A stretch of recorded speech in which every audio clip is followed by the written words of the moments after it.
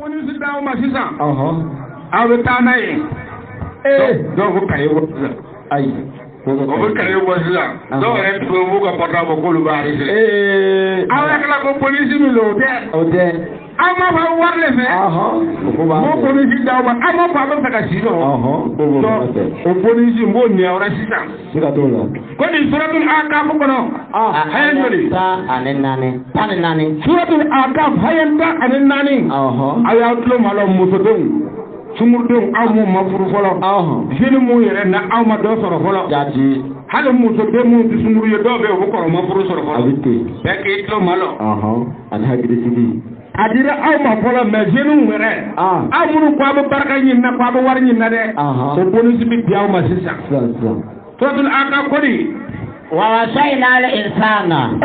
aw tɛ ɲɛna ko mana fɔ a ye bibi ta a ye ne fɛ in sɛbɛn ayi o tɛ ale tɛ yan aw y'aw jɛ jati a to o tɛ o min bɛ dira ma o ka bon ka tini a ko n'i y'a mɛn ko ali insanu muso baara cɛ baara o a ko ale ala ye adamaden fɔlɔ ladi ni fɛn min ye ala lɔni tɛmɛnen kɔ ala bonya tɛmɛnen kɔ ala bato tɛmɛnen kɔ ko ale ye ala ye adamaden fɔlɔ ladi ni mun ye bi walidayhi husnan ko ale ala ye adamaden ladi ɲumanya ŋani hali n'a t'i fɛ ŋani ye ɲumanya ka se ka baara kɛ ka mugandi fa ni ba ma ka o bien n'a tɛ i ka ŋaniya ɲuman ta k'a sin n'o ye ko ala bato tɛmɛnen kɔ ale ye adamaden ladi n'o de nka dɔw ko fa to kɔngɔra ka wari ta ka taa di karamɔgɔ ma ayi fo kɔnɔ ye est-ce que ele wolo cogo ɲana a ma ɲa dɔw de b'o facɛ to yen a nɛgɛso siyɛnin tigɛlen don 200 ka siyɛnin don a t'o kɛ a bɛna 20,000 di an karamɔgɔw ma ko an ka dugawu kɛ dugawu in ti minɛ a t'i minɛ depuis nana n'a ye ka ban an don ɲɛ bɛ facɛ la dugu kɔnɔ a bɛ saraka dari la e bɛna 20,000 an k'a lɔ ganga b'i kɔ don n'i tɛna di facɛ ma mɔgɔ wɛrɛ facɛ t'a minɛ an b'a minɛ k'a jɔsi kana sigara ayi Allah an b'a minɛ kɛ an k'a lɔ ko ele ye fɛn min ye ka ban kɔmi min bɛ fɔ aw ɲɛna ala bato tɛmɛnen kɔ su ni seli tɛmɛnen kɔ ala lɔni tɛmɛnen kɔ a ko wa wasayna al insana husnan bi walidayhi ko ale ala ye adamaden ladi ɲumanya ɲuman o ɲuman ka sin i ba ani i fa ma ala lɔn tɛmɛnen kɔ karamɔgɔw bɛ na karamɔgɔ bonya bɛ yen m'a fɔ a kana karamɔgɔ bonya dɛ nka o k'a sɔrɔ karamɔgɔkɛ bɛ 5000 dun i fɛ waati min na o y'a sɔrɔ e bɛ facɛ ta dunta ye 20,000 sɔrɔ donc barika bɛ kɛ i la karamɔgɔkɛ bɛ dugawu de kɛ ka mɛlɛkɛw jigin k'o kɛ i seere ye mais ni karamɔgɔkɛ ye mɛlɛkɛw jigin ka dugawu kɛ ka mɛlɛkɛw kɛ i seere ye k'a sɔrɔ barika tɛ yen mɛlɛkɛw de bɛ taama barika de nɔfɛ mɛlɛkɛw laban bɛna i tɔn fata k'i y'olu bila baara fo k'a tɔ se seereya karamɔgɔkɛ de ma se kungo ma ale n'i yɛrɛ jogo ala ko ale ye den fɔlɔ min d'a ma adamaden ka aw ba n'a fa ladon ale ala y'o de fɔ aw ɲɛna hamalatihi ummuhu karhan a ko hali n'i ta kɛ ale ala kama f'i k'a lɔn ko i ba ani fa olu yɛrɛ kɔnɔ ta ka denbaya kɛ e fɛ karahan karabaliya ma wa wada'atihi karhan e bamuso yɛrɛ bɛ t'i wolo don min na a bɛ entre la mort et le vivant a bɛ su ni ɲɛnamaw de ɲɔgɔn a yɛrɛ t'a la a bɛ yɔrɔ min a t'a la a bɛ yɔrɔ kelen min na ka jama yɛrɛ hakili sigilen tɛ a dɔw bɛ to facɛman dɔw u bɛna ordonnance d'a ma a bɛ to ordonnance filɛ la fo mototigi bɛ taa tamponner a hakili sigilen tɛ wari tɛ yen o b'a wele a yɛrɛ ka téléphone a b'a bolo ko a bɛ sonera nka a t'a dɔn ko téléphone bɛ sonera hakili wuli fɛ o ye nin kɛ ele bilakoro fara 3 ale de sanka den maa lankolon tawakalen fɛn lankolon ko samara sengelen ayi ko ta sa nin bɛɛ kɛra ele kama a ko i ba ni fa y'i denbaya kɛ ka i sɛgɛn karaba ɲɛma e bɛ na fo ele ka taa 40 don fulakisɛ la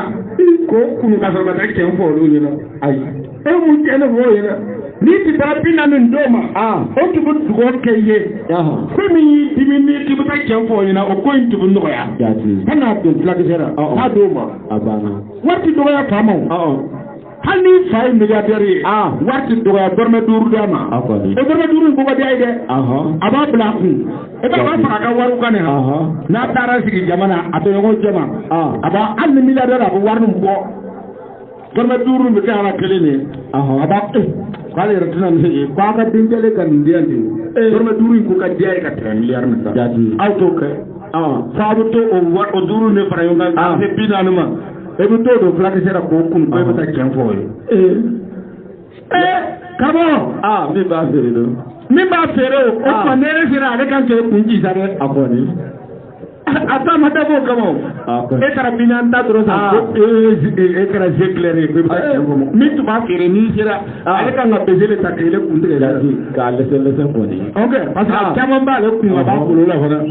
parce que a ti se ka feere n'a ma dɔ kun n'i m'o fɛn ninnu feere n'i m'a dɔ kun donc dɔ ta kunun kɔrɔma a bɛ nana kura min san yɔrɔ o bɛ na ye ko k'i ka ko tiɲɛ donc ni dɔ nana n'a ye 2 san e yɛrɛ bɛ 2 kun ka lɔ n'ale i bɛ ala ni dɔ wɛrɛ nana n'a ye 3 san e bɛ 3 kun parfum ye ta bɛ caya n'olu ta ye o kɔsɔn a ti olu bɛ na a ti ɲa c'est dire dose yɛrɛ sera a dan na fatoya de ye dose da ye o bɛ don fatoya la ka tilen ka taa ten o bɛ tilen ka don fatoya la a b'o ɲɛna k'o fana ka di o t'a sɔrɔ a man di o a kɛra ko bɛɛ ye a ko ale ala ye adamaden la ni ɲumanya le i ba ni fa kan o bɛ seli wo o tɛ seli wo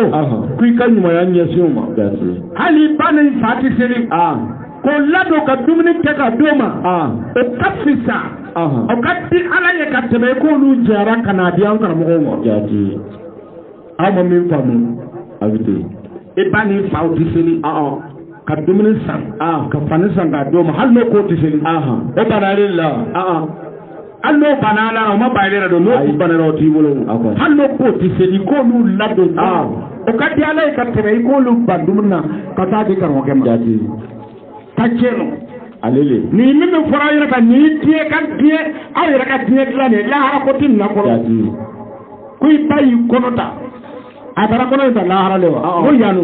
ba y'a ta sɛgɛn kan ka taa i wolo sɛgɛn kan n ko den y'a lahara ko do n'o yɛrɛ tiyala o bɛ kɛ ten o b'i wolo wa taara ye wa hamuluhu wa fisaluhu 30 shahran i fa ni ba n'i ko bɛɛ aw dugu tila ma e bɛɛ bɛ wuli ka sigi e le bilakoro sendennin kama n'a kun jan de ba tɔmɔgɔ lanu n'i ko bɛɛ o bɛɛ bɛ wuli ka sigi bamuso fajɛma yɛrɛ bɛna y'a tigi a bɛ kɛlɛ kɛ bamuso man tɛ ka fara i tɛ sin don a dara k'a sɔrɔ a den tɛ se jugu dɔ bɛ yen i bɛ sin don a dara a bɛ sin don a dara ka to ka kasi ale a bɛ se ka bɔ duma in an ka mun d'e ma e bɛ se ka to dun a bɛ i b'a bɔ a da i bɛ se ka to dun n'o tɛ an tɛ bɛ bagan d'i ma i bɛ sin don a dara a b'a sama ka bɔ a da ka to ka kasi ale an ka mun d'e ma fajɛmaya y'a tigi a b'a kɛ kɛlɛ ye k'a la bamuso kan nin bɛɛ nin sɛgɛn bɛɛ bɛ kɛ e ye k'o ye nin bɛɛ kɛ ka nin bɛɛ kɛ k'a taara bɛn 30 shahran ka i kɔnɔ ta ka i wolo ka i ladon dɔɔnin fo kana taa den dabɔ sin na k'a bɛ bɛn kalo 30 le ma kalo 30 tile 30 tɛ dɛ o yɛrɛ ka dumunitaw a n'o ka fɛ ko dɔw bɛ yen o b'olu to k'o wari don e la ka fɛlɛ san i ye o pour ka taa lɔɔra musokɔrɔninw fɛ musokɔrɔnin subagaw fɛ olu bɛ daga don ka d'o ma yala ni muso min kɔrɔla ka se niveau dɔ la tumuso ne ma se ka ɲɛ sɔrɔ ale la musow kɔni fɛ danga lɔ o fɛ wa ne m'a lɔ a ɲɛfɔ n'o k'a ye muso min kɔrɔla ka se niveau dɔ la surtout n'a dagolo jiginna ka ban ko subagalo ayi o b'a d'a ma ten kelen o ne kɔni ma se ka o tɛ o bɛ ɲɔgɔn lɔ cogo dɔ de la ne m'a lɔ a tigi yɛrɛ bamuso bɛ a mamuso b'o kɔrɔ koyi ni subagalo a t'e faga nka fa sera nin ma ko ni subaga tɛ ba ti kɛ yen ka ɲinɛ ko n'ale yɛrɛ kɔrɔla dɔw bɛ na to ka fɔ ale ma ko subaga a bɛ ɲinɛlen c'est-à-dire aw bɛ ka mɔgɔ cɛjugu wele kɛ subaga ye musokɔrɔba ka den wolo ka sɛgɛn ni kɔnɔw ye ka sɛgɛn ni kɔnɔw ye kɔnɔ ye joli joli a nana kɛ fasaw bɛɛ sɛgɛnna a kun yɛrɛ bɛ lama a yɛrɛ ma wa i ko mansin sɛnjɛri kalamaga yala mansin na ko sɛnjɛri ancien mansin i ka min ale kan na dɔrɔn kun bɛ to ka lamaga a tɛ labɛn dɔ musokɔrɔba yɛrɛ kun bɛ lamaga a yɛrɛ ma e ko kun bɛɛ k'a kun bɛ lamaga a ko subahana o bɛ se ka kɛ cogo min ma sula yɛrɛ kun tɛ lawara kelen sula fana ye subaga yɛrɛ ale kɔni ale yɛrɛ ɲɔgɔn dɔn dɛ a ko i ba ni fa ye nin kɛ ye ka nin bɛɛ kɛ ko ko kaddumunta no ka fela ko bla kelen lado kuma do be hanno be se ko ka mora o yere ni ko sufe o nyini na wala ro to ke ko o muso tan no banga konota e ga sere ka ko kuduma ni fendo bete e kala bisaba e padra bo na woni ko ma fo ni ay nas intangatin to lando ni sendeni ya etse ka fui ke yo ko ele bamzo ni fa jebe le contrôle bi no to bi contrôle lo mi na lando ni sendeni o ti fa na turu ni se o bi fa do ay atu ba fa ay ra tu yera ko ele commando ni commando o bi fa de ko do mo wara le be se ka fa e ba ni fa ma ko su ba la ti ko le re ni su ba la to bi ni mi do ay ala ko ale ya awladi de ala ya kam masaya ko buye bebla kan yelma ka adama de ladini na telma ke stop mi la ka gbele awiti nimin fa yenu tugu to korbaw ayo korsi jati amuso korbaw tugu kono ayo korsi no kerabe sisoro tawrata ko ma ko akrimu abaka wa ummaka likay tatula ayamaka al ardi allati yutika rabbu ومن شتم أباه أو أمه فليقتل قتله. جاتي الله أكبر. أسرع ميدا. أكو كوكو بابوية. كاو فابوية. Pourquoi? Aw ka sika si sɔrɔ dugu kɔnɔ. Jati. Donc an ka si sɔrɔ baliya fɔlɔ bɛ bɔ bangebaga dɔgɔyara. Awite. Ok? Ale. N'a ka olu bonya. Pour que aw ka se ka si sɔrɔ dugumakolo kan ale ye dugumakolo min d'aw ma aw ka se k'a diya bɔ. Jati. A ko mɔgɔ n'i ko i fa ma merde. Walima i ba ma merde. I yɛrɛ y'an tɔɔrɔ dɔ la. Ko i kan ka minɛ ka faga. Fali yaqtulu qatla. A jurumu ba yɔrɔ wɛrɛ taara i bɛ minɛ ka faga. Jati. Parce que n'i ko i fa ma merde. Elle est devenue école kele ka sɔrɔ k'a fɔ e ma merde. O fana ka den bɛna kɔli kɛ ka tigɛ wuli ka sɔrɔ k'a fɔ a ye merde. O ta bɛ nana ta k'a bɛn ka muru la kan na. Ko n'ale tuma miiri k'ale b'a faga a bɛ sɔrɔ k'a daji. parce que fo a bɛna kɛ facɛ faga ye. A kɔni a laban kɔni. A bɛ to ka taa de o. komi ele kelen min y'a foro tigɛ fali yaqtulu qatla. e bɛ minɛ ka bɔ ko ɲɛnamaw cɛ ma kana na yiridugu sɛnɛ. an ka yiriforo ɲɛnamaw cɛ ma. a ma ye. aw caman bɛ se a su lamana de yalla dɛ an b'aw sɔrɔ k'aw fa nka aw b'aw yɛrɛ considéré sugu de ye. ni min tun ma nin mɛn n'i y'a mɛn bi n'i tubira o tuma banna n'o tɛ sini an bɛ nin bɛɛra sini dɔw bɛ taa min tugun ka taa kɛ a kana miiri ko karamɔgɔkɛ ye min fɔ kunun o lajɛ mɛ kana miiri karamɔgɔkɛ ye min fɔ kunun ko baara si tɛ a fɛ la ne tɛ beaucoup de ji où est le chaos même aw sɔrɔ b'a wele ko chaos chaos de bɛ yàrá bi ne yɛrɛ bɛ se ka o chaos a ma jɛ de bɛ yàrá de ko chaos ne ko a ma se ka ye o chaos ayi chaos fiyɛ kan min don a ma dɔn a yɛrɛ tɛna dɔn kɔrɔ taara ko wele chaos ok. Awo o ba yi dɛ bawo de a kɛra ko ye aw fɛ ɛnɛ hata iza balaga asodaho a ko i ba ni fa y'i dɛmɛ ka filaw san k'i ko a dɔw yɛrɛ bɛ yen a b'a ka wari ta a taa lɔnnibaga fɛ ne den cɛ wolola a sera san kelen ma a sera san fila ma an karamɔgɔ n tun b'a fɛ i bɛ den min kunna saraka filɛ k'a fɔ n ɲɛna a bɛ sarakaw fɔ a ɲɛna a bɛ t'o bɔ ko pour que den ka wuli ni avenir ye ka nin bɛɛ kɛ ele ye hata iza balaga asudaho kana ele se san 20 kana ele se san 18 kana ele se san 25 e ma se ka fɛn ɲa i fa ye o ka bɛn jɛma kɛ nka i fana ka na dɔgɔya hali n'ala kama tɛ ne bɛ miiri est-ce que kan ka olu dɔ dɔgɔya tugun e bamuso a bɛ tobili kɛra a bɛ ɲɔ susura daga bɛ tasuma a bɛ ɲɔ susura yan a bɛ baara wɛrɛw kɛra e ju denni ni baaraden b'a kɔrɔ e bɛ ɲɛgɛnɛ k'a kɔ ka n'i kasira korongaden b'a bolo a b'i ju bugɔ pɛpɛpɛ e k'i daji e bɛ na wuli i bɛ bamuso de kɛra ten a bɛ to k'a sen sɛnɛ de ko sɔn e ta tiɲɛna o e bɛ bamuso de kɛra ten surtout ale côté in na k'aw bamuso sɛgɛn ale ka jugu musodenw de la jati n'a nana se k'a ye ale sin bɛ commencer ka kurukuru dɔɔnin ni biɲɛ commencer ka joli tɔntɔn dɔɔnin dɔrɔn k'ale kɛra muso a b'a miiri k'a n'a bamuso ye kelen k'ale bɛ se ka débrouiller a yɛrɛ k'ale bɛ se ka débrouiller a yɛrɛ k'a dɔw b'a fɔ bamuso ma an na kɛ dɛ an bɛɛ kelen yan i b'i ka taafe siri ka taa gosi fɛ ne fana ka taafe bɛ siri ka taa gosi fɛ i ma ye tiɲɛ tɛ kelen don ne ta bɛ siri ka taa gosi fɛ mɛ ni n b'a foni ka taa droite fɛ ka la o bɛ ɲini ka ele bɔ a la e bɛ taa o foni jɔn ye wuru dɔ ye ale bɛ a bɛna miɲɛ ten a tɛ furu sɔrɔ ale bɛ mɛn a tɛ furu sɔrɔ a jɔnnen bɛ kuma misɛnnin mun na a bɛ taa bamuso ma yɛrɛ ka kuma ale sinamuso ye ale ta bamuso tɔgɔ ye ka ca muso dɔw de la a jaabi parce que n'a y'ale bɛ se ka tobili dɔɔni kɛ ka taa ban e bɛ miɲɛ dugu la ten i tɛ furu sɔrɔ a kɔni ani ɲɛsuma fana e kɔni bɛ se ka cɛ sɔrɔ mɛ i tɛ furu sɔrɔ yala cɛ sɔrɔ ni furu sɔrɔ tɛ kelen ye dɛ a baataramɔgɔ dɔ nana ne fɛ ten a den yɛrɛ b'a bolo a bɛ den jugu o ba den ka daji karamɔgɔ tun nana e fɛ tila fɛ bɛ dugu kɛ cɛ ko de la an tun man n'an ma cɛ sɔrɔ han ko ayi tɛ kuma yɛrɛ ɲɛnama fɔ ɲɛna hakili ka kuma fɛ parce que a muru n'a k'ale ma cɛ sɔrɔ i f'ale bɛ n ko sanbari cɛ kuma yɛrɛ ko ni b'a fɔ a ko ne t'ale fɔ n ko e faamuna kɛ mɛ i bɛ kuma min fɔra tiɲɛni e de bɛ bugɔla cɛ yɛrɛ fɔ ne den min b'i bolo n ko jɔn t'a dɔn a ko ale dɔgɔkun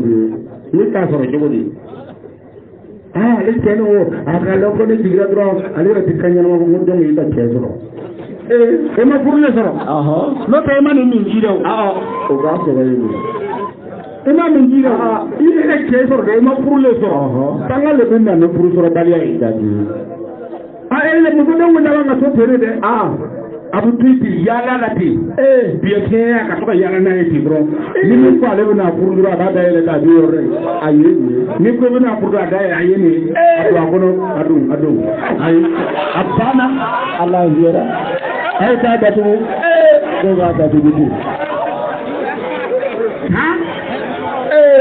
e b'a miiri ko i ni bamuso ye kelen wa ti kelen e bamuso yɛrɛ b'a fɔ yɛrɛ ko e le den nin ko n'i m'ale bonya e tɛ kɛ foyi ye yan ko n'i nana cɛ sɔrɔ ko i bɛna sɛgɛn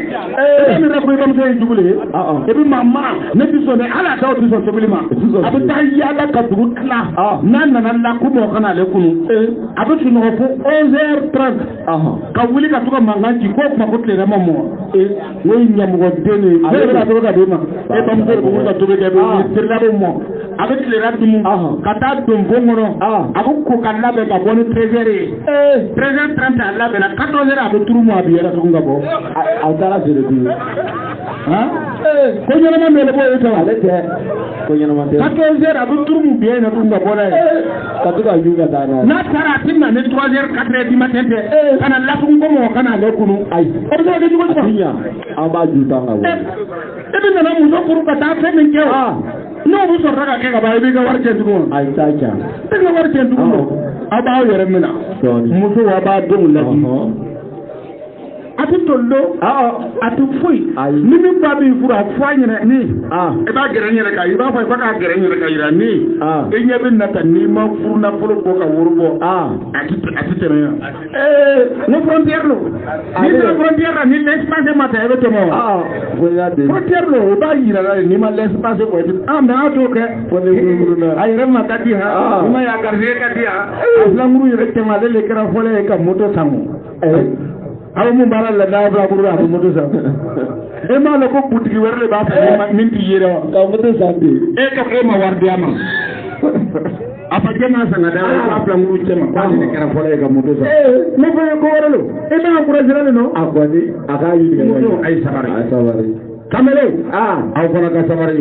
n'ale dɔw fana na kamalen kɔrɔla de wuli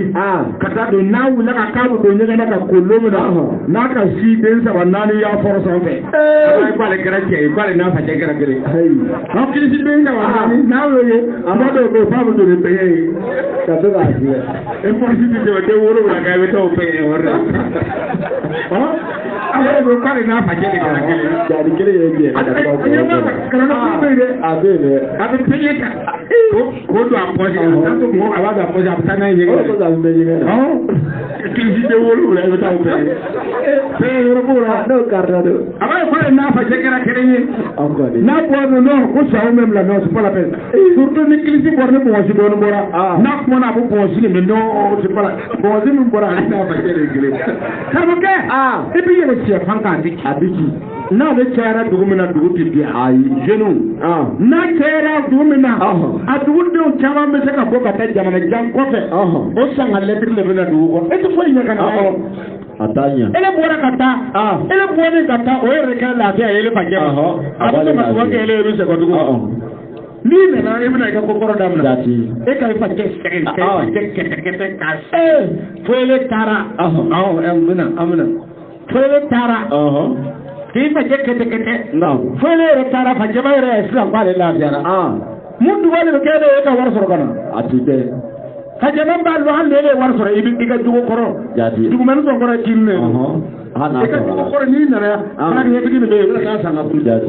ka jama b'o dɔn a ti tɔgɔ kɛ ye dɛ wa balaga 40 sanata kelen lamɔ k'i dɛmɛ a bɛ seli o a tɛ seli o fo ne nana se nin san hakɛ ne ma kana se san 30 kana se san 40 ma e ma se ka mago ɲɛ i ba ne fa ye o ka bɛn garisɛgɛ degun ma nka kana o dusu tɛ ayi kana o tɔɲɔ ayi e tigiw ɲu e ye fitirima wale ye hali ni n tɛ seli o kosɔn ala ko k'ale y'a a yɛrɛ ka misaliya ta i ba ni fara olu mun kɛra e ka diɲɛlatigɛ bɔ sababu ye ka i balo ka i dɛmɛ dɛmɛ fo i kɔrɔla ka se ten ni batu bɛ kɛ a kan ka kɛ olu ye dɛ n'i ma se k'olu batu ka ban olu la hali ala min nɔrɔnin b'a la i bɛna ban ala la i t'ale yɛrɛ o mun b'i yɛrɛ o b'i kɔrɔ yan i k'olu sababu lɔ n'i banna o la min t'i yɛrɛ de a bɛ ban donc na hali limamu n'a ka ye a b'a ba n'a fa dɔ ye a ye kɔn ka bɔ a kɔ dɛ a laban bɛ sa kunangoyara a n'a limamaya da a bɛna laban ka sa kabriyali la parce que a taala min yera a bɛna ban yɛrɛ a ka mun ye a ma sɔn olu la kuma tɛ min t'i yera a bɛna ban wɛrɛ o kosɔn bangebaga mɔgɔ ka silamɛya ani ka kunangoya n'i ka kunnadiyaya o b'a lɔn kamere denmisɛn na de b'a bɛ wuli tɔnɔ n'a bangebagaw ye hali ni bɛ dɔw fɔ ma i ma wolo k'i ba ni fa sɔrɔ mun y'i lamɔ don n'olu ta ka olu nɔrɔma olu ka kungo ka gbɛrɛdun ka tɛmɛ i woloba ni fa kan n'olu ma kɛ ala lɔnbaga o b'i lamɔ tani a ye b'a ban kala rabbi a ko den ɲɛnama n'a taara se ninnu san hakɛ ninnu ma hali n'a ma fɛn sɔrɔ a bɛrɛ bɛ to k'a fɔ ala ye walima n'a ye dɔɔnin sɔrɔ ka gafa kɛ a bangebaga ladon kosɔn ala bɛ na dugawu dɔ minɛ a tɔgɔra yan nafolo dugawu garisɛgɛ dugawu muso ɲɛnama ni den ɲɛnama dugawu ala b'a minɛ o dugawu ni ala b'a minɛ mɔgɔ ma k'a sababu kɛ i ba ni fa ladon a ko kala a tigilamɔgɔ in bɛna fɔ a se ni o niveau ma ya rabbi ko n tigi awzini an ashkura ni'mataka ala n b'a fɛ dɔ fara ne yɛrɛ garisɛgɛ kan ne jidi hali bele n bɛ se k'i ka nɛɛma yɛrɛ kofɔ i nɛɛma min kɛ ne ye alati an'amta alayya nɛɛma min i y'a daga ne yɛrɛ ye ne wolola ka mɔgɔ sɔrɔ n yɛrɛ ni n tun ma wolo don n'o ye dɔw da siri ka bɔ dira ka t'olu fili n'o tun y'i da siri ka bɔ dira ka taa fili don walima den dɔw wolo yɛrɛ bɛ yen ka laka u da si ɲɔgɔn ma ka bonbaji pum a ka fisa dɔw wolo ye don n'o tigi y'i kɛ bonbaji ye a ma ban wa mais i wolola ko den ɲɛnama b'a fɔ alati an ashkura ni'mataka alati an'amta alayya ne ɲɔgɔn caman de bɛ yen ne kɔnɔ bɛ taara don min na n bɛ wolo don min na ne ɲɔgɔn joli wolola diɲɛ kɔnɔ ni dɔw sara kɔnɔ in bɛ ta don min na ne ɲɔgɔn joli tigɛ kan ka wolo n'o ye dɔw ka siri sanfɛ la k'o fili ni nɛɛma dɔ ye ala i nɛɛma min kɛ ne ye si di yan garisɛgɛ di yan ne ka se k'o nɛɛma barakala ye den ɲɛnama wa alla walidayya ima ye hali ne ba ni fa n ka se ka wali ɲuman dɔn kɛ o ye ne lamɔ cogo min na ala si d'u ma wa an a'mala salihan tardahu ala ne ye n ba ni fa ladon dɛ o tuma ne bɛ baara o baara kɛ o ka kan ka kɛ ele ala ka ordre ye ba bonya den ni fa bonya den kuma tɛ filɛ ala ko di wa aslih li fi zurriyati ala ne ma n ba dɔgɔya ma n fa dɔgɔya ne ma n ba to kɔngɔ la ma n fa to kɔngɔ ka wari ta ka taa di mɔgɔ wɛrɛ ma dɛ o kuma n b'a ɲini ne m'olu to kɔngɔ la cogo min na kana ne ka juriya tiɲɛ kana to ne denw ka ne ye ka n to ɲani na ten dugawu dɔw filɛ nin ye n y'o de fɔ a ɲɛna n ko a ka ko filɛ a kɔrɔ e bɛ waliya dɔ de kɛ ka sɔrɔ ka dugawu ɲini e ma waliya foyi kɛ e ma dugawu ɲini baara kɛ olu boli ka taa i fɔlɔ gɔngɔrɔ i facɛ kɔrɔ a ye sawo dugawu kɛ wele cogo yɛrɛ ma ye ko sawo ko ka dugawu kɛ ale a b'u dugawu kɛ e yɛrɛ na cogo yɛrɛ a tɔgɔ de ye sawo wa o yɛrɛ b'a to dugawu tɛ mun na don e ma foyi kɛ i facɛ i boli ka na biri sawo ba ka dugawu kɛ ko olu bɛ taara bi kɔngɔrɔ olu bɛ taara ji kɔfɛ n ko e bɛ da ji kɔfɛ sawo bɛ dugawu kɛ i jɔ ala ka taa ni ɲuman ye nka e segin k'o taa kɔ dɛ a bɛ e ka taa ye parce que cɛ tigɛ i ye foyi ye a bɛ bakɔrɔni wari sarala i tɔgɔ la i y'o ye i taara mɔgɔw ka ba to ye o bɛ n'i minɛ ka na i sago b'a sara i yɛrɛ ko sago bɛ dugawu kɛ ka taa kɛ ka bakɔrɔn bɔ a kunna nka i tɛ na dɛ. Inni tubutu ilayka. A ko denw tɛ taa lɔn n'aw y'a lɔn n'a kɔsɛra ka nin kɛ ko ninnu bɛɛ bɛ se ka dugawu ɲini la bɛɛ b'a fɔ inni tubutu ilayka ala n tubira bi ka d'i ma ne tubira e tɔgɔ la de. Wa inni minal muslimina. Wa ne ba ni n fa ladon kosɔn o b'a yira ne la ko ne ye silamɛ ye bi donc n'i t'olu ladon i ka silamɛya ma dafa e ba ni fa bɛɛ n'olu t'i ladon a bɛ silamɛya kɔnɔ. Ulaika lezina. Ala ko mɔgɔ min sɔnna nin baara ma k'a ba n'a fa ladon fana ka kɛ silamɛ a ko olu mɔgɔ sugu ninnu don. Yataqabbalu anhum ahsana ma amilu. A ko olu ye baara o baara kɛ a n'o ye dugawu o dugawu kɛ ko ale ala pɛrɛnnen don k'a dugawu minɛ. A ma se nasi ma tugun a ko a bɛ wari ɲini de la a ka cɛkɔrɔbaw bɛ yen dugu cɛkɔrɔbaw bɛ yen dugu musokɔrɔbaw bɛ yen mɔgɔ ka na ni ɲɛ goya karamɔgɔ n'i ma daga dɔw ye daga dɔw ma wele a karamɔgɔ a bɛ yɔrɔ min na n'i ma wuli ka lɔ ni jɔn ayi e bamuso ni fajɛ wulila ka lɔ ye e y'olu to yen ka kɛ fitirima wari y'olu ma hali ni ne wulila ka lɔ ni i ka laɲini sara mun de b'a yira k'i bɛna ne dɔn ne tɛ wuli ka lɔ bataramɔgɔ ye dɛ. E yɛrɛ m'a fɔ a k'e nabarani fana ye. Ne yɛrɛ de bɛ deli ka wuli ka bɔ mugu ye. Ala ko mɔgɔ min bɛ sɔn ne ma k'ale bɛ dugawu minɛ o ye dɛ. I fɛn fɛn bɔ i da k'ale b'a minɛ. donc n'aw bɛ aw ba n'a faw ladon n'a ko ala ma ala n sɔn nafolo la a bɛna d'aw ma. n'a ko ala ne sɔn den na den ko min ne la bi a bɛna d'aw ma. na aw fana musodenw aw ko ala ne bɛ furu fɛ bi ne ye n ba ni n fa ladon ne de bɛ furu fɛ mun na n t'a sɔrɔ la fɛn bɛɛ n'a waati la a bɛ na d'i ma i bɛ wasa kɔnɔ. Kɛden dɔ yɛrɛ bɛ ko muso ɲini na e fa cɛ yɛrɛ b'a fɔ e kɛra cogo min na ne yɛrɛ t'a fɛ ele siya yɛrɛ ka wolo tugun muso de bɛna d'i ma e fa cɛ ko yɛrɛ t'a fɛ siya ka wolo n ko muso de b'a kɛ e b'o sɔrɔ i tɛ muso yɛrɛ sɔrɔ e dɔ bɛ t'i kɔrɔ dɔ yiri woro o fana tɛ den bɔ a bɛ wɔɔrɔ ka to yen. Wa yutajawazu an sayyi'atihim. A ko den minnu sɔnna ninnu ma n'o ye dugawu min ɲini ni ala fɛ n b'a kɛ wa olu fana u ka jurumu misɛn minnu bɛ yen e yɛrɛ mun kɛ n'o t'a kalama jurumu dɔw b'o kan n'o t'a kalama k'ale ala k'o ɲɔnti k'a b'o kan. Mina ba ni fa bonya kosɔn ala b'o i ka jurumu dɔ bɛ yen cɛkɔrɔba bonya kosɔn musokɔrɔba bonya kosɔn i ka jurumu dɔ bɛ yen ala b'a bɛ yen a ye kara wa. Ko yutajawazu anhum an sayyi'atihim. A ko ne ala b'o ka jurumu dɔn n b'a ɲɔnti ne ala b'a pousser n b'a remplacer ala b'a ta en charge i ka bangebaga ladon kosɔn. Fi ashabil jannati. Wa kana sigara ko n'aw sara ko aw ye arijinɛ mɔgɔw de fi ashabil janna ko arijinɛ den dɔ de ye aw ye ko bangebaga ladon kosɔn e bɛ don arijinɛ na mais ele k'i ba ni fa to yen ka taa mobili san walima moto san k'o di i ka karamɔgɔkɛ ma kana sigara i bɛ don janɛmɛ na ele fɛ ala ko lo wa fɛn dɔ la o bɛ k'a masiri k'a datugu k'a kɔfɛla yira yɔrɔ an ka baraji den nafa den kelen taara ne t'aw nɛgɛ o n'o tɛ ne sigira san ni n tugu a ma a ye kɛmɛ fara ɲɔgɔn kan jɔn de bɛ yan min t'a bɔ ne sigini yan basɛn min bɛ na sɔngɔ ka ca a ye kɛmɛ fara ɲɔgɔn kan minnu na tila ka dugawu kɛ aw ye bɛɛ b'a bɔ yan fo dɔw b'o ta kɛ 100 o haramu ne t'ale fɛ ni ne ye kɔrɔna ɲɛfɔ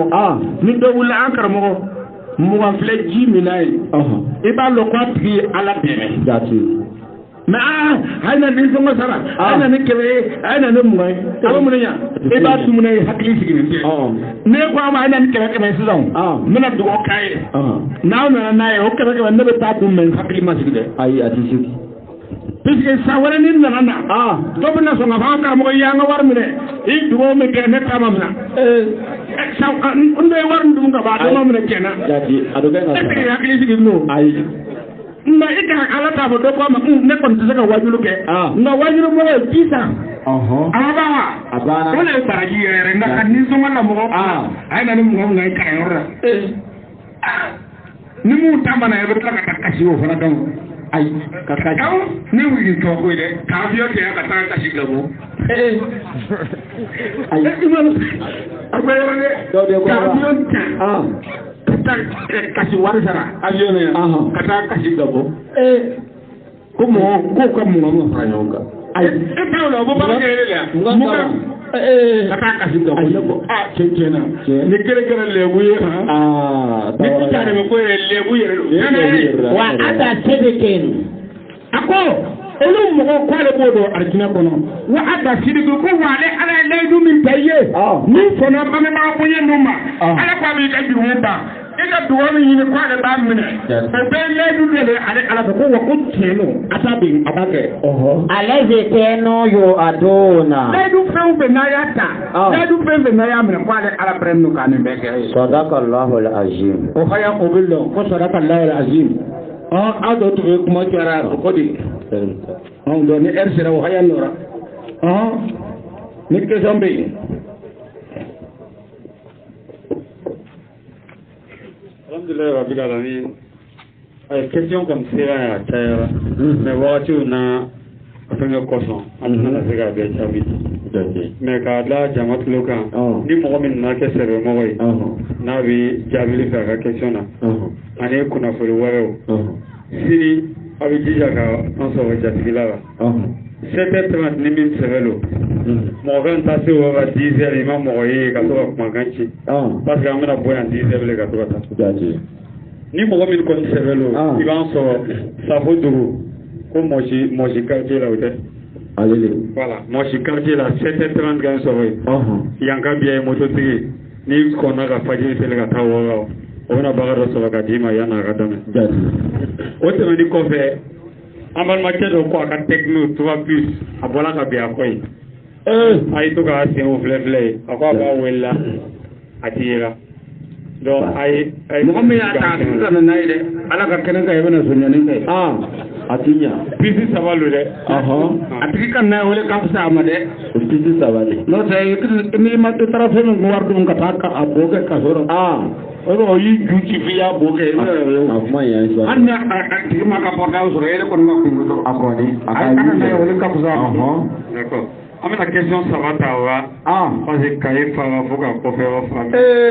an bɛna na 3 ta o cɛ la n'o sɛbɛnna hali yanni kalo 2 o bɛ se ka organiser an bɛna tugu question fɔlɔ Adama Watara ko a bɛ wajulikɛla fɔ a n'a kɔmɔgɔ bɛɛ a ko hali bi ala ka barika don o la cɛsiri ni jija ala ka di diinɛ ka baara la a ko wajulikɛla fɔlɔ ka wajulu n'o y'an karamɔgɔ Usumani Watara ye a ko ale ka kuma dɔ mɛn o y'ale jatigɛ dɔ ye a ko karamɔgɔcɛ y'a fɔ ko saraka bɔ waati bɛɛ ale ma fɛ ka foyi de faamu a kɛra jatigɛ fo k'a ɲɛfɔ ka yɛlɛ ayiwa komi karamɔgɔkɛ yɛrɛ bɛ yan hakili mikoro di a ma ayi ale tigi ma faamu cogo min na ko karamɔgɔkɛ ko saraka bɔ ti bɛn ale le ma faamu i n'a fɔ n y'a fɔ ye cogo min na waati dɔw bɛ yen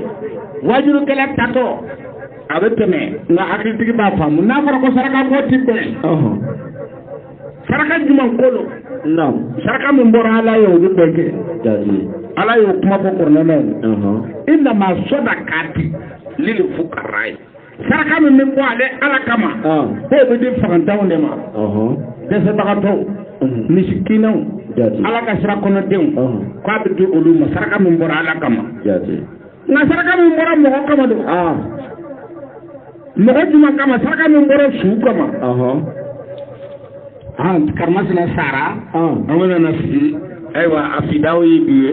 a tɛrɛ wolonwula sarakabɔ ye bi ye a tɛrɛ bi naani sarakabɔ ye bi ye o le ti bɛɛ silamɛ baara tɛ wa mɔgɔ kunna n ko ka dumuni fɛn na ale le ale ja nɛmɛden kana sigi o la a tɛ karamɔgɔw bɛ dugu in na yan dɛ n'a sɛbɛnnen bɛ livre dɔ kɔnɔ aw kana to n ka taa dɛ sini a ye bɛnbɛn a ye ɲɛma n'a haya ye jaabi hali su in na kɔni hali su in na n'a bɛ a ye ɲɛma n'a haya a tɛ dɛ ayi a tɛ yen an bɛ ɲɔgɔn nɛgɛra le tɛrɛ wolonwula tɛrɛ bi naani o ye karamɔgɔw ka projet jaabi a foyi tɛ se ala ma o ka nanbaraya a foyi tɛ se su ma ayi n bɛna haya kelen d'aw ma asumana a ye ɲɔgɔn dɛmɛ n'a y'a ye suratul jumɛn kɔnɔ an kana taa fo o yɔrɔ ye fɔlɔ tɔgɔ bɛ wala an nama a ko alhusna lillazina ko ɲumanya bɛ mɔgɔ ye mɔgɔ min kɛra ɲuman ye diinɛ yan i y'a faamu karamɔgɔkɛ tɛrɛ bi naani ale de nana ne kuma ye san tere wolowula an bɛ saraka bɔ min kɛ karamɔgɔ dugu ni kɔnɔ yan maa fɔ ne ye dulɔnniba ye ka tɛmɛ karamɔgɔ bɛɛ kan dɛ nka nin kelen ne bɛ nin fɔ ka taa san wɛrɛ ka segin ka n'a sɔrɔ a kuma ni b'a nɔ la mɔgɔ ma magara a tɛ se ka wuli o ye ti a yi fɛ ye n'a sɔrɔla karamɔgɔ n'a bɛ kɔrɔnɛ na n b'a kɔrɔnɛ jaabi ye an bɛ saraka min bɔ tile 30 tile 40 n ma ba laada kɔrɔ don aw fɛ mais ni nafa dɔ baara ala ka livre kɔnɔ a ɲamana ye a tɛ yen wa tile 7 saraka bɔ min an baara tile 40 saraka bɔ min an baara dɔw yɛrɛ ko tile 100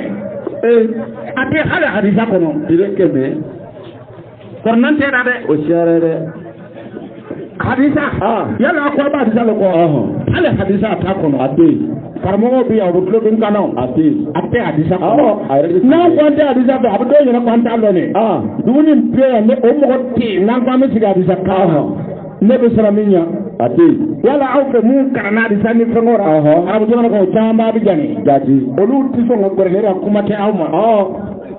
o ye muso ka boli de hadisa an ka kɔrɔna bila ko an ka kuma hadisa kan karamɔgɔ ne bɛ fɛn fɔ ye k'a lajɛ fo i bɛ dugu bila k'a sɔrɔ mɔgɔ min bɛ i yɛrɛ b'a dɔn ko a tile 40 saraka bɔ tile a tɛ hadisa kɛ yɛrɛ kɔnɔ kuma tɛ kɔrɔna na a tɛ yen fɛn dɔ le dɔrɔn karamɔgɔ ko an y'a organiser ka to k'a kɛ ka se ka taa jeli ɲɛnama cogo min na komi aw fana bɛ nalima ye ni ɲɛmɔgɔ taara don a kɔmɔgɔ nalimaw tɛ don a kɔnɔ sabu cɛ y'a saraka den kelen dun walima i y'a dɔn bɔ ni tun t'a kalama ma baw ma dɛ nka ni kɔrɔna a y'a mɛnni kɔ ka tila k'a kɛ foyi t'i kisi jahanɛmɛso ma a bɛ don mɛ karamɔgɔ ja ka gɛlɛn jahanɛmɛ na olu tɛna fɔ a ye ko tiɲɛ tɛ a tɛ yen a foyi tɛ se su ma an yɛrɛ ka projet yan bɛɛ ka fisa kɛ Abidjan don yala Abidjan ale organiser n'o sisan saraka bɔ bɛɛ bɛ bɛn dimanche de ma a caman kɔni bɛɛ ni san ni tile 40 bɛ bɛn dimanche ma a n'a san yɛlɛma kɔni bɛɛ ta tile 7 bɛ bɛn dimanche ayi donc i b'a dɔn n'a sɔrɔ ala yɛrɛ tɛ yan fɔ cɛn na ni tile 7 tɛmɛna an ma ye k'a bɔ tugun walima tile 40 ni mɔgɔ sara a saraka bɔ an bɛna tile 7 saraka bɔ kɛ dimanche dɔw bɛ a tile 10 kɔ de ma walima dimanche yɛrɛ bɛ a tile 4 bɛ tile 5 ma e de ko tile 7 saraka bɔ tile 3 ma est-ce que tiɲɛ don ayi tiɲɛ tɛ wari bɛ mun fɛ o dimanche min b'o kɔrɔ ye dɔrɔn o b'a organiser ka bɛn o ma a banna k'a ma bɛn bɛɛ le ka tile 7 bɛn n'aw ma wa a t'a la ka livre fansi cɛ yɛrɛ tɛ karamɔgɔkɛ kan b'o o saraka bɔsɔn de ma ko dugu mana bɛ e bɛ bɔ ni bɔrɔdenni ye ka to ka yala n'a ka mɔgɔ ye sera mɔgɔ 5 yɔrɔ min na a bɛ taa lɔ a tɔgɔma a ka di wa ayi a man di n'o ko a man di an ka mɔgɔ le ka la ala k'an kisi ala k'an kisi a bɛ kɔlɔsi ka to ka kasi e ka mɔgɔ dɔn ayi a t'a dɔn yɛrɛ e ti mɔgɔ min lɔ mɔgɔ 5 ka funi ko mɔgɔ sa a bɛ kasi ni kasi bɛ bi tuguni a sɔrɔ olu kun cira yɔrɔ min i m'a ye jati olu kolo ka to ka yala ni bɔrɔw ye olu kolo don ale saraka fɔtɔ ko n'o tɛ ka sigi ne bɛ niveau min na n bɛna saraka dɔ bɔ k'a di ala yɛrɛ ma ala tɔgɔra n ka se ka garisɛgɛ sɔrɔ walima n ka muso sɔrɔ walima n ka wari sɔrɔ walima ne ba ni n fa o ye ne ladon cogo min na cɛ ne bɛna saraka dɔ bɔ n ba ani n fa tɔgɔra pour que ala yɛrɛ ka se ka hinɛ o la ala ka nɛɛma se o ma kun jumɛn kama o k'a sɔrɔ fana o ma sa dɛ o y'a sɔrɔ o ma sa fɔlɔ donc ni mɔgɔ kana sisan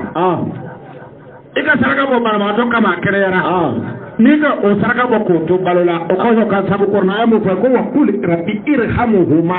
kama rabayani sagira o saraka bɔ yɛrɛ kun fɔra ye min ye asafurula ye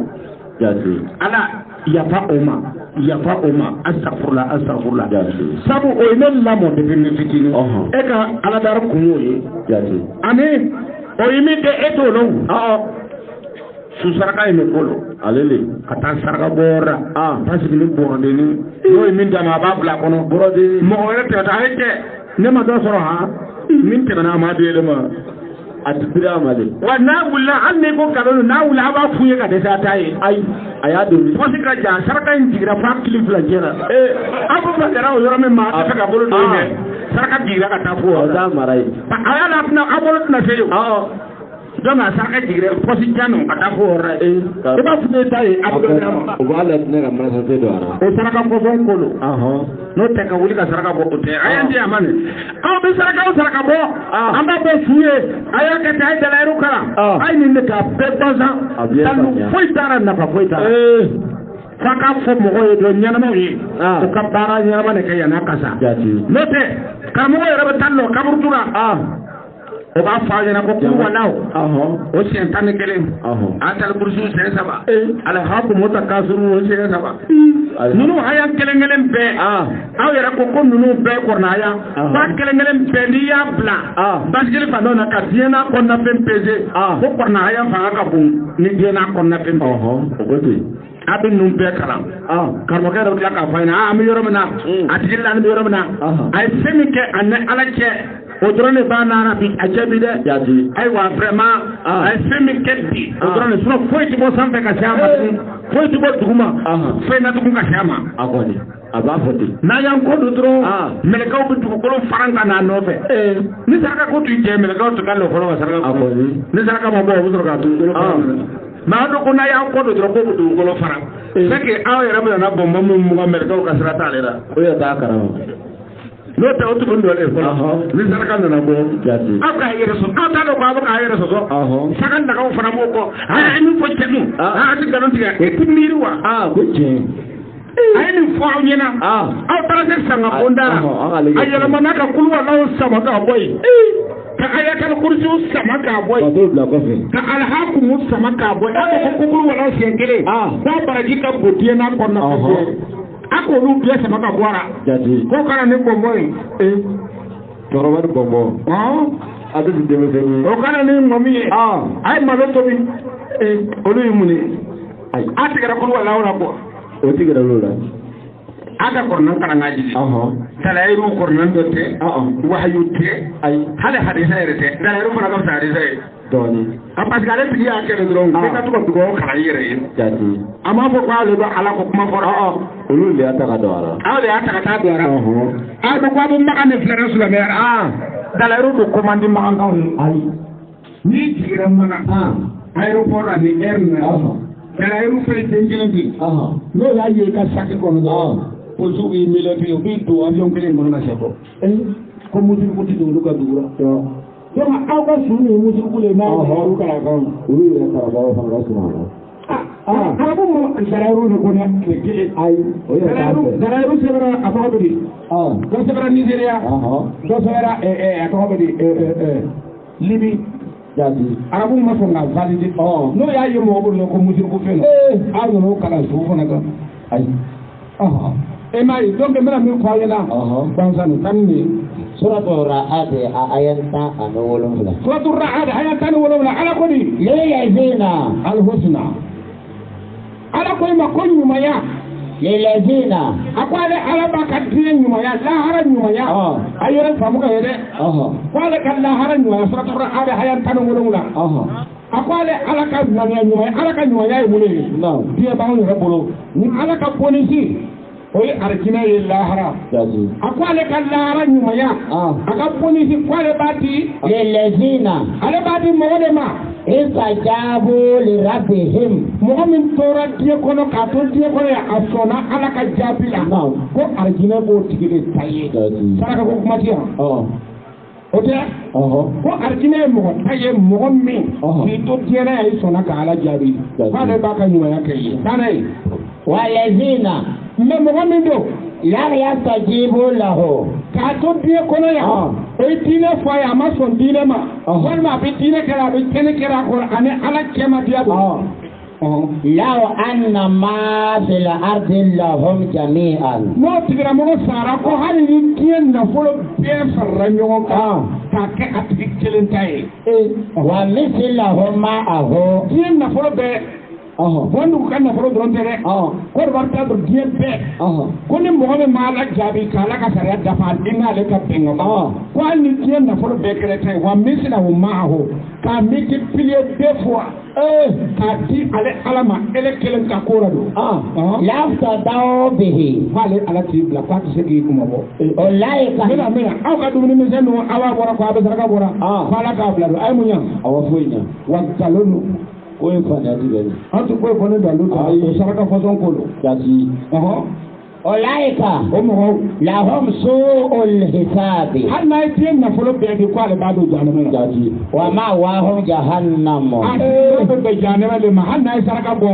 bon d'accord n'a taara sigiyɔrɔ taara bɛn jahanama ma ala kuma min fɔ yala ala tɛna haya sɔsɔ mais n'ale yɛrɛ ka saraka bɔ ala k'a kisi ala de ye min fɔ ala m'o sɔsɔ jati ni kisi ma taa bɔ don aw tɛ ka min dun aw b'a sara dɛ o b'a sara dɛ o b'a sara fila yɛrɛ de aw b'a sara dɛ juru sara o dɔ ti lahara ayi o kɔrɔ de ye ko i fana ɲamukɔ den bɛ tigɛ ka fara o b'a tigɛ ka fara i ka la den jɔ la bandi ale le ni jan don wa bisal mihadu wa ko a taara aw bɛ taa don jahanama min na k'a cɛ ka jugu saraka in ti foyi ɲɛ a ti mako ɲɛ n'aw ka limamu kuntan fɛn o fɛn yara yanni dɔ n'a ɲin bɛ bɔ ale le taa ni question dɔ ye a bɛ kɔrɔ ma taa question filanan Konate Mohamed a ko ale fana bɛ wajulu kɛ ka fo a ko ale ka question ye min ye a fɔra yan sisan ko muso ma kan ka taa misiri la donc fo dɔ ka fɔ ale fana o fana o sera o ma muso ma ɲi ka taa misiri la ala de ko tan o tɛ an'u ka ko ye don an bɛna mun fɔ o tɛ an'u ka ko ye o ala le ko silamɛ muso kana taa misiri la k'a ka seli kɛ so kɔnɔ ala le ko ten mais mɔgɔ minnu b'a la kɛlɛ la olu ka réseau baare walima o bɛ ko o de nɔ ko musow ka na ka wo de bila bila aw de jɔlen b'a la o ni ala le o n'anu taara ko n'ala an y'o kɛ jahanama misiri don olu le silamɛ ti don a kɔnɔ kana seli a kɔnɔ dɔw bɛna fɔ e bɛ kumana ten e ka misiriw bɛɛ f'u ye ne ka sira o misiriw bɛɛ an ka sira t'a la ne ka sira ko kɔrɔ na a y'a ne fɛ k'a fɔ a bɛ ban o yɔrɔ la ye silamɛ muso ɲuman k'a ka to so kɔnɔ a ka sabati so kɔnɔ karamɔgɔ dalu fana o muso ka taa seli misiri la dalu t'o fana na karamɔgɔ fɛ ayi o yɛrɛ le ko ten ko non ko kira le ko ten o hadisaw le ko ten o yɛrɛ ma bɛn o fana na ayi ko kira ko na a n'a cɛ bɛnna la ko a bɛ se ka to ka taa seli o ko ten ko kira ko ten kira o kuma kira nana ni diinɛ ye ka na ɲɛnata don diinɛ la wa a kɔni kira m'o fɔ yɔrɔ si ma o ye kelen ye a t'a fɔ a cɛ b'a fɔ a ye ka taa cɛ de b'a baraji sɛbɛn ayi depuis aw bɛ yen o hadisa ma bɔ fɔlɔ fo n'o nana n'a bɔ kɔfɛ o la mɔgɔ an bɛ bɔ a ka munafiriya kalama depuis aw bɛ yen o b'a hadisaw fɔra aw ɲɛna aw de la k'a mɛn hadisa dɔ kɔnɔ ko kira ka nin muso nin muso joli de tun bɛ kira fɛ yala a tɛ ka ca o tɛ wa aw de la k'a mɛn ko kira ka nin muso tisi naani k'a tun bɛ seli nin misiri naani dugu na a tɛ yen a hadisa tɛ yen a tɛ yen c'est kira musow tun tɛ taa misiri ala ko an ka ladege ni kira ye an ka musow bɛ ladege ni kira muso de jaabi silamɛ muso ɲɛnama muso min b'a jinɛ fɛ n m'a fɔ muso min bɛ sanga wuli fɛ ayi yala mun bɛ sanga wuli fɛ olu bɛ jabili law sen na tuma bɛɛ kɔlɔsi yɛrɛ ma dafa den bɛ saba kɔlɔsi mana ma don bi ka to ka kɔlɔsi ɲɛnama ye den kɛ olu bɛ den bɛ saba de ta k'a bolo mun a kɔfɛ ka biri dɔɔnin a jɛya de dawe yɛrɛ ka to ka taa misiri la ka nɛgɛden don a y'o yan yɛrɛ b'a yɛrɛ a y'o yan b'i yɛrɛ ko parce que a bɛ ka sanu kɛnɛmɛnɛ don a ɲin na a ja a ye se ka yɛrɛ n b'a ja o sera yɛrɛ ko ma a bɛna fɔ a ye biɲɛ ja ale de i y'a faamu muso tɛ taga yen ayi muso silamɛ muso dɛ ne t'a fɔra ko parce que ne ko ka diya muso ye walima ko wagoya ye muso a y'a faamu karamɔgɔ le ka nata ka bon n'a fɔra ko cotisation misiri la muso de ka teli ka wari bɔ cɛw kungo bɛ ca anw tɛ foyi ko 5000 kɔ muso de bɛ kari k'a ka jagokun tɔnɔ bɛɛ ta 5000 5000 ka na n'a ye misiri ko ka taa di limamu ma ko ka misiri kuma bɔ o dɔrɔn kosɔn an ko a kana baraji t'aw ye an ka wari nin di gansan n'o baraji t'a la kira musow bɛɛ tun bɛ seli so kɔnɔ kira y'a ka musow wele a ko in kuntunna turiduna hayata dunya wa zinataha diɲɛ ka sanga wiliw a fɔ ka don ko babaw ra ka tɔgɔ ta jama yɔrɔ ra ko n'o le ka di aw ye don fata alayna ayna wa umati'ukunna n seko ye min ye n b'o k'a ye wa usarrihukunna sarahan jamila mais n b'aw bila dɛ silamɛ tɛ se k'aw mara na anw ta don janjoba le ka di aw ye sa janjoba yɛrɛ o k'o fana fabriqué sisan ko parfum o tun tɛ sɔn fɛn ye wale wale tiɲɛ bi yan mais a yɛrɛ ko n ko n'a n'o y'a modifié fɛn wɛrɛ dara o sabu a fɔlɔ le o ko jama duba ale de jama duba mɔgɔ duba jama le bɛ taa yɔrɔ in na o tun man kɛ o nana to k'a fɔ fo ka na kɛ janjoba ye sisan o y'a kɛ parfum ye ko jɔ a y'a tɔgɔ yɛrɛ parfum de ka a ka tɔgɔ yɛrɛ sɔrɔ e bɛ taa janjoba kɛ yɔrɔ la o bɛ fɔ yɛrɛ cɛw minnu bɛ taa janjoba kɛ yɔrɔ in na ten e bɛ taa minnu ye jɛmɛ fɔra e k'a jumɛn ye ko nɔrɔ b'a la musow bɛ bo ji a la fo k'a ɲɛma nɔgɔ surtout jɛmɛ fɔla yɛrɛ ale bɛ se k'a kun n'a banna ni fɔli banna tɔw bɛ se ka wuli ka lɔ ko n kɔ ka fɔ yɔrɔ kɔrɔ ka sɔrɔ ko mɛ jɛmɛ fɔla sigi a tɛ taa a b'a kun kɛ fo kasa yɛrɛ bɛ k'a segin a bɛ k'a kun kɛ a bɛ yɔrɔ wɛrɛ filɛ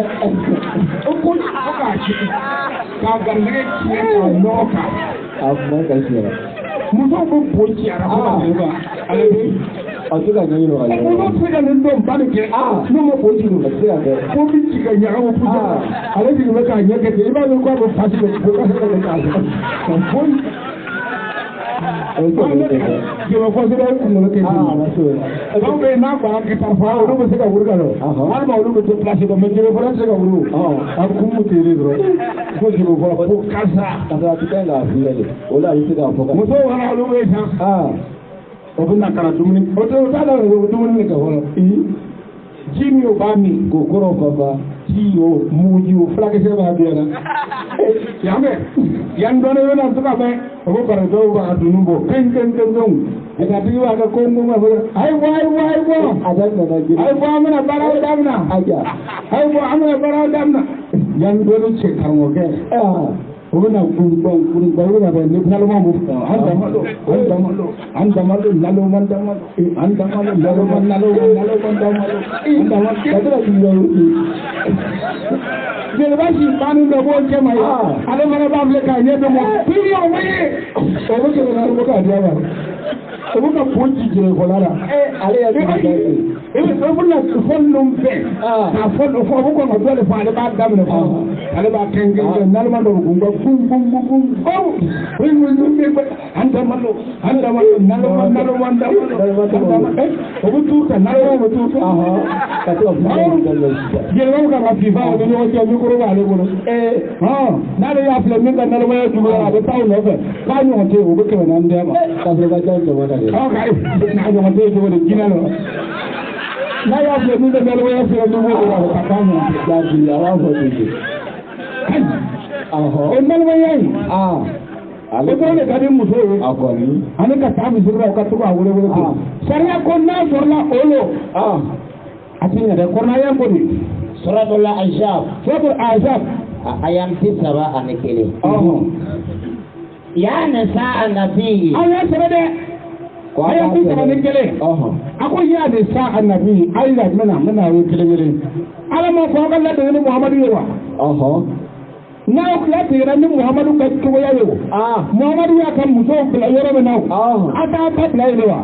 parce que bɛ fɛ ka ladege ni muhamadu ye wa o kɔfɛ a ye kuma in daminɛ k'a adressé ko muhamadu musow n'a fɔra olu ma ka ban silamɛ muso bɛɛ b'a kɔnɔ a ko nabi ɲuman musow kodi lesunaka ahade mina nisa'i yani c'est-à-dire silamɛ muso ni kɛra silamɛ ka bɔ k'i b'a la fɛ lesunaka ahade mina nisa'i k'i k'a bila i kun na o ko ele ni dugukɔnɔ muso tɔw tɛ kelen ye a bɛ yan dɛ in itakaitunna k'i b'a la fɛ n'a sɔrɔla i bɛ siran ala ɲɛ kɛnɛ i b'a bila i kun na k'i ni dugukɔnɔ muso tɔw tɛ kelen ye fala takidɔna bil qawli e man kan tɛ ka yaala tugun yɛlɛ ko mɛsɛn ni kuma mɛsɛn na mɔgɔw baara tuguni f'i ka n'aw kɛ fayati ma allazi bi qalbihi maradun a ko n'i sɔnna o ma e k'i silamɛ ye mɔgɔ min tɛ silamɛ ye k'a dusukun bɛ na kami i nɔfɛ wa kulla qawlan ma'rufan ni e yɛrɛ bɔra k'i bɛ taa i makoɲɛ sɛbɛn kira gbɛlen dɔrɔn kun bɛ min na n'o mɔgɔ lankolon ɲɔgɔn taara kun bɛ i ka sariya kuma fɔ a ye وقرنا في بيوتكن ala ko yanabi sawma ala iseli ayala musribe ala yala musribe aka loko sarga boyro be ayalu akam mana ko muzo ka kafuro chama nombe ako yanabe tasse ko ko kundo be na londo ko muzo kala ko kundo be kana do jere se ka ka wajira o be arsa ke rena fonne bi ya sisa jere se ka ne wole pa bi ya ne be ke ya munga muzo wala bi ya ele kele ne ba do abele le do tani yoro ina be tani ke o be se ka kundo e parce que ne piso ne be le kangata o tewa e kunnu na nyogona ne te ala ti misiri o akon no kunnu nyogona te wa karna fi buyuti kunna sala me muso wi ka baba e ka to sokono e ka sabati sokono ka to sokono asaba nabi ade abe ولا تبرجن تبرج الجاهلية الأولى كل ما يكتبوا بوبتو إرد واتم موجا تقولي يكون يتبي جاهلية كافرية منا فجنبلا يلا لا يلا كمبة أم تكره يورا عنده أم ترى نيورا عنده أم ترى لما كمبة يورا لما كمان كوي بيه هم مزيدوسي بيه كم في كم مزيدوسي كنا دندرون كم مسوا بفرعون أتي ندون كم مزيدكورا وتابو مزيدكو تادبوا كنو بورا مزيدك بيه كذا aljanality alkai misiri ko sergi yake ke kasa amena ko yero mandere boyita ko yero mandere ate tatu chauka fara yonga ko muzo muzo fara yonga mu bina ni yoro tolma ko atoka wi ko doka tione sabe manchi alugo ko fara ngolo do ko sori ka dere kana da ta to ke kasa mi toyi ko bi yero ko wusunan do ko bi kasa nga be muzo ya sisi be kasa be ale ti tajona usao ala ko ka ke sokono wa kana tuba bobo ka yala yala tabarru jal jahiliya bil ula aka jahiliya ko man botugo fa kana so matugo ko ma fa kara so be wa atimna salata ako musu ka kan aka selijo wa atina zakata musu kan da ka jago ibu yote konna ka to abu sokono yati ne mane sebere abiyan muso kanga ni ke ko ka to sokor ala ma misiri wa o chawle ka ta misiri ni mandi limamu chama iza Allah ma diawo le jaba amma ko dara ne ka ko dara na ko maratara ako na ko tere ne ka papa ka ne be sai be sa akwani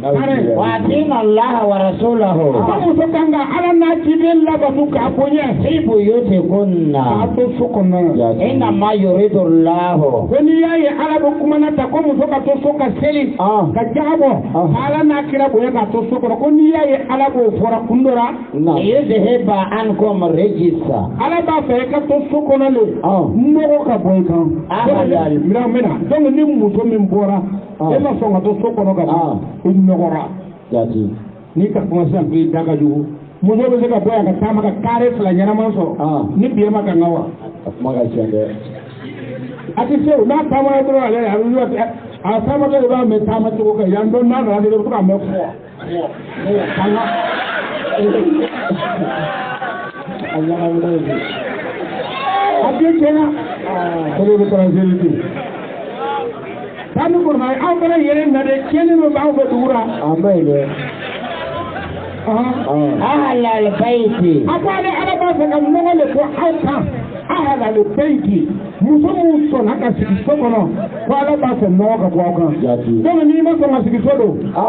no atne man fo ko na yam ya tere abe tama pa ya kadi kare kare ba me fo abana emanogo anogora farijin da ma wa itahira kum tatahira wa qala ala ba fa hausan ya yere da kafara ka fa to wa zukurna ma yuti lati buyuti kunna ako hada muso ka fe wurdi akena na fe min kala kaye muso ba se ka wurdi ke asikir mene o de ka kornan kana a cheta sokono ko muso be fe ko ko fe min kala na ye ko ka to sokono من آيات الله والحكمة أنا كهيو أنا كسريو وكان ببارك أتوسكون إن الله كان لطيفا خبيرا قال على ابن ولا بغالي doit tugule masale ale question savana donc question là-bas tambeli raman ako ali be ka lon jana ba ko di woni jene bayre ay rafur rafolo eno fo ni jene bako wala ba ka ala ko jena ba ko to di jena ba na so ra jena ba to do be ga so ba jena ko to ra no to ne ma ka tak mai famu la ira wala wala o be jena ba amma ko jena ba le aha ba la ira wala ko ra jena ba sumuru ngo o be jena ba mu so ro a jena ba yo a sumuru wal ma mu so ro ko flalo ay karamo le be to ka fo ha el grand abolition jena ba ko li de aduna ta war o karamo ko tay o yaw ka hadisa tay e bo ka galon de ko kira ka sunalo hanna kara kira ka sunalo sunate le ko ni jira ka tewa ni ma se ka tero wato ay ken ko le ay hasin ko ya ku na ya do jira ka bo baba andora jiba yo be do abana ay ma fende le fam ala bu ko le fo kundo kama ko do be ke mo ko ke fo kundo ka so ara yati na ba ta kwa ba ta jina ba le ko de ka kiren ka tige ka ko kan no bla kuntara jena ba ni kundu ti feuna jige yalo jige ka du bela de de bi jige wala be jira le ni kunan go ya for lo na be se kenema na ba jige mina jira na mina to wa mata ka ko kundo le du fembera no te normal de mai na ko kundu ni ya mina jira le ka na nyimi me mais ama tigate ka ko ka so bi c'est que kun wala bara o ko to ala ko di jena ba ka ko ya wa in kuntum junban ata sambe iba be fo aba amakile na boni se para kan seliki ka ko non parce que lu le no o ya no le ngoro me yona seliki kan ata to gumna do ma ay jido nuna de jido ke ki toro masaro de ay ko dinga ko de ta bu yo me te ibi foro sama sama ka de ay ko ta ko ya le e ni ka no ya so so ni ko ko foro sama sama ko ta ta e foro me nuna seliki re kane ala kodi ya ayyuhal ladzina amanu alama ko be kane akwa munu ko limangara alama amu ko ay sulame ko limangara awu hulu idha kuntum ila salati akonna wuli la ba fe ka taseli to mana ala min ni awfe fasilu wujuhakum afolo ko ka anya bako wa mina folo ngane ko ko to ko ni mi to yayi bla no si so ko ni mina fono ko dugu ba ne ko akadi ne lay di melma yow ele do furto ba la gay ka furto bo na sare sisa ko ala ko ki nya ko kene ti ko ke ni tare ji ko furto bo ga ki nya ko certi bo ay kadin ta ay ka ka ni furto bo ga ki nya ko karo ke e bi da ko furto ki ni te akadi furto ki ni te ni ko berme o ka berme flati ma ko berme flati foyi ta do furto e bi nya ko ne e bi na fla valer lo sisa ni furto flati sa ki nya ko e bi da ko fla e wala na ya be tasmana ka wuzu wala ba ba wuzu ni be ben bara e bi na akodi karo ke ala ko ya kwa munu kwa liman yara ko na bi na taseli kwa ka nya ko me o ya so ele kuma ko ga bawa akura wala ma itigene e malo no tara me kakakal e mo mu fo iko lon do le itige ko kan no bo ara fa o ko so abo fo ko ti nyako wa aidiyakum akoy bi saki tiga ko dongu na ya fle tiga bara e do ko me ako wa ja ko ila marafiki e bi tiga ko foka fe no ko ni nyako seljira ni ya lo e tiga no tara wala ma ko tara akoy ti nyako aka senda fo senda tara de ay iba ko le fa do ko ni yo ke wa aidiya ko ila al marafiq ay tiga ko fana ko kana se no ko kurba senda bara donc c'est iba ko le ka pe na so rayle re kura e boto dusra sasla num be na ka di ba ke sen kelen iba kera sharia do le kama no te no ko te tuguni sen kelen ni ro wamsahu bi ru'usikum akoni nya ko ki bolo ko kase ya no ko do wamsahu bi ru'usikum masalo jadi do ko ki ba ke sen sa mati iba masalo akor ra'asu ama ko wamsahu bi sha'rukum de ay yalla do ba ke kunsi ko le ala re do ko na tara e gira ba ka kunli jadi ni ki kunli bana kunsi ko mo ka se ti tara akadi ko ki kum masalo abana sen ba sa te ni fumula le ba boy ba ke ta abana kunsi be wo kunsi te yo tara akadi akwai bi kun masalo siyan da fana tora wa arjulukum ila ka'abayn ni tilara bi senko ka se i senkuruma se bi ibi senko ka so se bi ma senkuruma abana selgi bana jide ni ma sen sama jide turula ibi au yani ka selu ka ba yani ka dama ba ko au na sultan rajim ay akanin be alim be kan sa ona karanga ga okay ko bi si tanak banga boy koro koro ay jaye ni si tanale bu yala ni ya ko atita akor balo atengelo kama ka bi si ki tay den nyako ke tila ko ka sen no ngurla ke kum masalo ki sengo yati oy ala taselgi mais mo taselgi sila sa o ko ni ko fe di jibe ni na de e di ay mo tale para di den kele atara abla yoro foite ala tara wa itim mo haklima ya ba ke ko nalo mandama ani to mo haklima tay ya ba ke ko jibe nalo mo ko to ani nalo mandama ni me fa ko nalo mo ya rabbi be ba dabla ko ara jisa wa in kuntum junban akon me na so rebi jene barado aka ka ko ni me fote sele jitti sekata nda ko ranni jene ba bira me ka so muso bele fege ke gona ni jene bako am bi to nyega ke nyam go den tige be na da ka to ni muso ni ni bi na jene asirere ay halle su gora o sele jene bako ida ko ke gona ni jene bako ke gona ni man bi to nyega na ke nyam go den tige am muso tige dama o bi go e ko bara bula wuli ke e ga don tale bi am pe bi gora gora e yi ta mu ngen mal ay taware ke gona ni tige ba gora de jadi na kunna so rebi jene bara e jene ba gora do ele bi jene bala e lare mu to fe se kadere lare mu to fe fa taharu aga ko do goyam fi to wuli ka tay saniya bi ko ki saniya jadi dole ma me o saniya ni o ke jogodi lonu ba ko ko lonu ba ba ya adisa ya ta sariya atila do ala ka sariya ala lonu ba ko lonu ba nali ya ko ka lo ko taharu ni ya na frazira ko te na e bi ko ki saniya wala ko ngata lonu ba ko fe ne me ko ame fara tiken ton ni ne ba lonu ba ko na fara ko lon ba be tay fa je fege e lan mo fa je la ba ta lo ko lon ba la to do ko na lo ta ko ta ju zoro do o tinyo re ala ko na so re bi je ba fataharu e bi te ka ko tu mo na ku ka ko te folo ka saniya no te se hidina e bu ko pro do ko ati ko ni sapne ko parce que sapne ko no ko lo ku ta lo ba ala ne femi limam min bo fora le ra ka ti ba ko ni sapne ka ta juma ale fana ma nɔgɔ nɔgɔ ni ko e sigi nɔgɔ lɔn nu ka ɲa nɔgɔ ma lɔn ka yɛrɛ a ko n'i bi jɛnɛbara ko i bi ko fɔlɔ ka sɔrɔ ka seliji ta mais n'a sɔrɔ i ti jɛnɛbara n'i nana dɔrɔn i bi seliji ta direct mais n'ale bɛ ka ban i bi seliji de ta i bi ko le fɔlɔ ka seliji ta wa in kuntum marda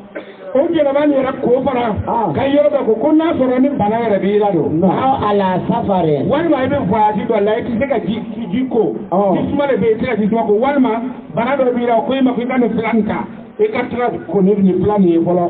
ji gansan ko fo nin tile hakɛ nin o tɛ fɔlɔ wuli bari dɛ muso dɔ b'i fɛ e bɛ bana wɛrɛ de furakɛ la o bien e yɛrɛ y'a fasaw ma sɔn e bɛ fasaw fila de gɛrɛ o ko e ma ko ji wɛrɛ ti ɲɛ wari ko f'i ka to ka fila da ale ko a wololen bɛ taa yen sisan tile hakɛ bɛ fo tile hakɛ ka dafa de donc ko n'o ɲɔgɔn banaw b'i la min tɛ se ka dan ji suma ko yɛrɛ ye don walima e bɛ voyage sara la i ma ji sɔrɔ i dɔ lara ye muso fɛ e ta muso don dɛ aw jaa ahadun minkum min al-ga'iti walima an ta taa voyage la dɔw bɛ olu voyage la n'olu ka fɛn o fɛn o b'a dun o ka fɛn o fɛn ye ko hey o bɛ bolo hey b'a lɔrɔ yɔrɔ n'a k'a kɛ kuma ti dumuni kɛ ayi yan dɔɔnin dɔrɔn e sɔngɛ dɔ boli wɛrɛ a bɛ boli ka ji ka taa bo kɛ ko walima ni dɔ taara bo kɛ i kan ka nin bɛɛ kɛ ka saniya fɔlɔ aw lamastum nisaa premier ti jɛnɛba ye o y'a ye i sera muso ma fo ji dɔ bɔra i la yan a ko aw lamastum nisaa ko walima i tɛmɛtɔ jɔsira muso la naam seliji jɛna a tiɲɛna o kabako yɛrɛ dɔra yan fɛ yen dɛ a y'a ɲɛ ka ɲa e ka seliji ta ka ban ko bɛ taa seli i ka muso ye bitu jati e ka muso be sergira ale ba ka sergita aka sergita abata ka sergita ele be ka sergira e ka sergita e be ka sergira nga ele be sergira ale be sergira na o flat te mana ka jo nyora flat be ka sergita na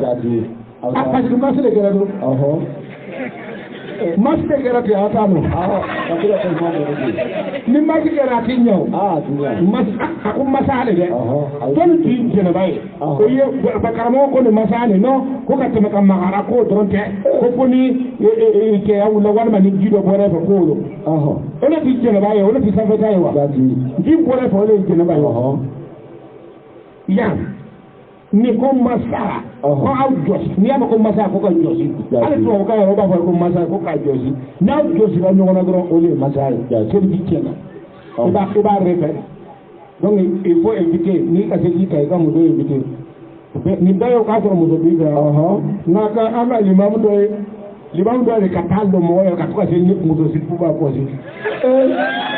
ara ni la do ayi ba yo mutosiku abona nya mo zo feele aya kiele ay sipur kayle ka do amina yena ko ale dalo ay ko ka fula no atara se asunyera musirra to wona akora ka lo ya ko ka do ko yi ko li mamma no fula ngia ako ka fula tunna zarra ya mo ko ka sipu ba ko al maburi ango woli mamuni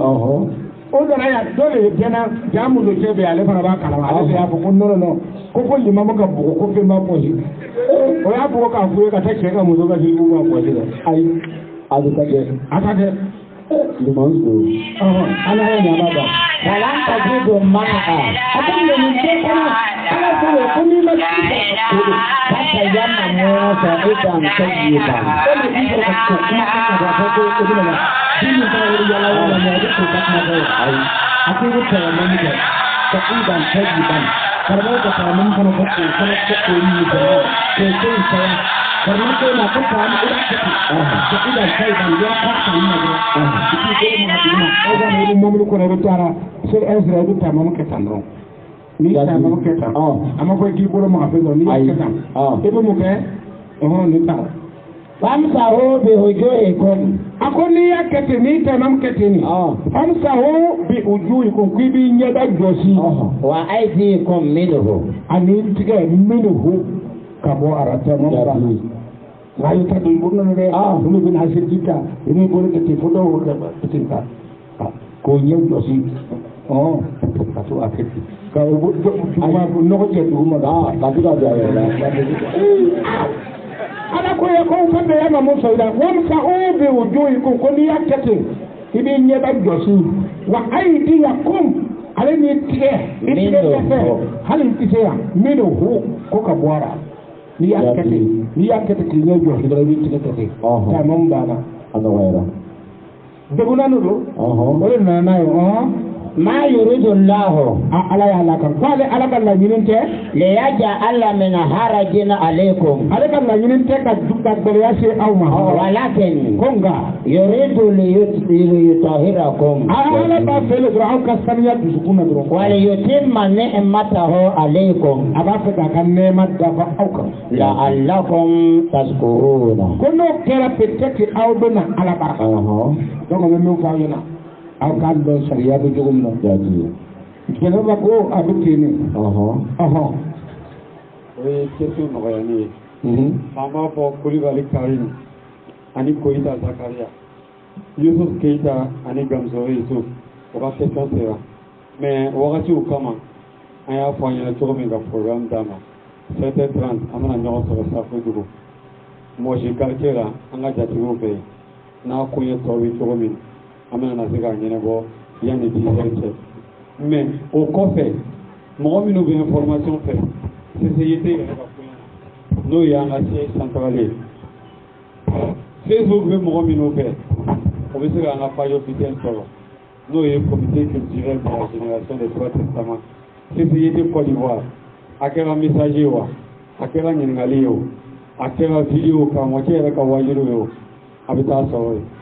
à WhatsApp numéro 06 36 60 97. Il a les numéros de WhatsApp quand à quelle information il y a un numéro officiel 75 76 33 19. 75 76 33 19. 08 34 12 71. 08 34 12 71. Donc, allez contacter nous dira. Ni kon sira ko lu do soro. Ibi seji soro. Wa sunya yo bien mini ibi sanga jati ko fe mo shi duru gai. Ni kon sira o lu fe akela tugu ina kuna foli soro. Wa nala sona shen wo no willa apara kuyena akachi ala fe atiketa. Parce que antena yo do la yo fla koma nyibile ko. Ona natuka jati fla no fle. Aduga ngali ke mo fla no. Olu bɛ se ka karamɔgɔ déplacer ka taa cogo di an y'a fɔ wari tɛ nana n'o ye laɲini ale ni lanaya de b'a to an ka karamɔgɔ bɛ se yan donc a ka tolo garizigɛ kɛl'o ye n'Ala sɔnna an bɛna baaraw kuncɛ parce que a fɔra an ɲɛna an bɛ bɔ yan dɔrɔn sini an bɛna ɲɔgɔn sɔrɔ buwa kelen n'Ala sɔnna sɔli ala a bɛ numéro dɔ to o fɛ yan voilà a b'a dɔ to o fɛ sɛbɛn Baba Baba na ya Rabbi la